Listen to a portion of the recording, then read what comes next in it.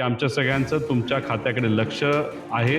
तुम्ही जर कुठं चुकला तर आम्ही सर्वजण आणि सामान्य लोक तुम्हाला सोडणार नाही. त्यामुळे मंत्री नीट काम करत नसेल त्याला पूर्णपणे सरकार जबाबदार आहे. त्यामुळे या बाबतीत सरकारने सुद्धा लक्ष देण्याची जरूरत आहे. आपल्यासोबत राष्ट्रवादी शरदचंद्र पवार गटाचे आमदार रोहित पवार आहेत. दादा, जे रमी खेळत होते त्यांना आता खेळाचं खातं दिलेलं आहे, काय सांगा? एकतर सर्व लोकांची मागणी अशी होती की त्यांना त्या पदावरनं काढलं गेलं पाहिजे, कारण का पद हे महत्त्वाचं असतं आणि संविधानिक पदावर तुम्ही असताना जेव्हा अधिवेशनामध्ये जेव्हा खऱ्या अर्थाने लोकांचे विषय मांडले पाहिजे, नाही तर मार्गी लावले पाहिजे, तेव्हा तुम्ही जर तिथं रम्मी नाही तर पत्ते खेळत असाल तर मग तुम्ही बेजबाबदारीने तिथं वागत असाल, अशी भूमिका लोकांची तिथं होती. ठीक आहे, आता सरकार तुमचं आहे, तुम्ही त्यांना जबाबदारी बदलून दिली असेल, म्हणजे आता त्यांना युवा आणि खेळ असा विभाग दिलेला आहे. त्यामुळे त्यांच्या आधीच्या अनुभवातून ते काहीतरी शिकले असतील आणि या नवीन खात्याला कुठेतरी न्याय देतील आणि चुका करणार नाही अशी आमच्या सगळ्यांची अपेक्षा आहे. बर्ने साहेबांना कृषी मंत्रालय तिथं दिलं आहे. त्या खात्याला अनेक महिन्यांपासून कुठेतरी पीडा लागली होती असं आपल्याला म्हणावं लागेल.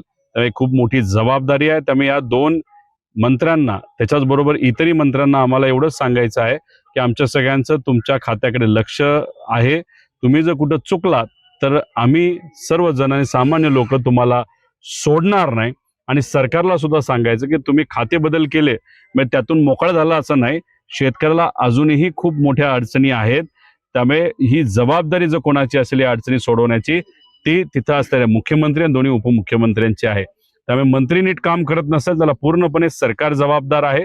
त्यामुळे या बाबतीत सरकारने सुद्धा लक्ष देण्याची जरूरत आहे. पण आम्ही सर्वजण आणि महाराष्ट्रीय पूर्ण जनता या सरकारकडे लक्ष देऊन आहे. तुम्ही खरं तर सांगली जिल्ह्यामध्ये आहात, सातारा सांगली जिल्हा शेजारी आहे. खरं तर यशवंतराव चव्हाणांचं नाव घेतलं जातं प्रत्येक राजकारण्यांकडनं. शरदचंद्र पवार साहेबांनी एका शब्दावर आबांचा राजीनामा झालेला होता. हा यशवंतराव चव्हाणांचा महाराष्ट्र म्हणायचा की खाते बदल करून? नाही, बघा, आता तुम्ही जर बघितलं तर देवेंद्र फडणवीस साहेब काय कोणाचं नाव घेतात तर अटल बिहारी वाजपेयींचं नाव घेतात. आणि दुसऱ्या बाजूला दादा असतील हे चव्हाण साहेबांचं नाव देतात. एकनाथ शिंदे साहेब हे बाळासाहेब ठाकरे साहेबांचं नाव घेतात. पण आता तुम्ही या सर्व महान नेत्यांचं नाव तिथं घेता. त्यांनी केलेलं कार्य हे काय लेवलचं होतं हे जगाली तिथं बघितलेलं आहे. पण तुम्ही फक्त नाव घेण्यासाठी नाव घेता आणि इतर मात्र कुठेतरी तडजोड तिथं करता. आणि मग कुठेतरी असा एक कडक निर्णय घेण्याची जरूरत होती. तो निर्णय हे सरकार दुर्दैवाने तिथं घेतलं नाही, नाही तर घेऊ शकलं नाही. याच्यातच कुठेतरी या सरकारची निर्णय घेण्याची क्षमता कुठेतरी कमी असं आपलं सगळ्यांना म्हणावं लागेल.